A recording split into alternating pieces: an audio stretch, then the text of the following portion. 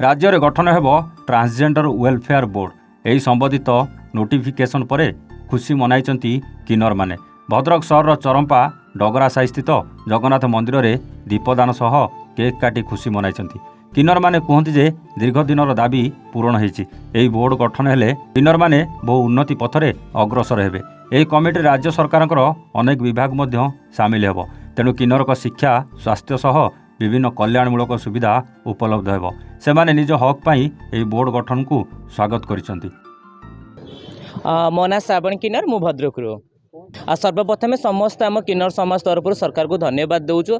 आपण मैंने जानी गोटे छुआ जो कांदे माँ तार भूक कथा बुझीपारी ताकू दिए, तो सेमती आमर दीर्घ दिन दाबी थी गोटे वेलफेयर बोर्ड गठन कराओ जहाँकि आम आम दिवर बीती घटना आम जहाँ दीर्घ दिन आम घटना घटीचु कौन पुरुष कि नारी आम करें ना जोटा आम मुर्दा उठे पार, तो सहीटा दीर्घ दिन दाबी थी आमर दुख आम भितर कौन घटुचे आम केमितिया बंचा चाहूँ गोटे किन्नर ही किन्नर जीवन स्टोरी कहीपर, तो सहीटा हो पारि नथला। जहाँ बहुत खुशी लगुच आनंद लगुच 12 जणिया कमिटी 2 जण किन्नर भौणी की आमर नेबे, तो से बहुत खुशी लगुच आनंद लगुच। एथर जहाँ भी पार्लियामेंट हो आम राज्य सरकार तरफ जहाँ भी आम बिल पास हम से आमर किन्नर भौणी किन्नर माँ मैंने 2 जण रे से डिसाइड करेंगे आम कौन सुविधा हम आम कौन भल हम। निहाती भाव में मुझे नूतन सरकार को धन्यवाद देवी। यहीटा है निहाती आमर बहुत किन्नर मैंने अच्छा आम एबे भी बहुत अविरत अच्छु।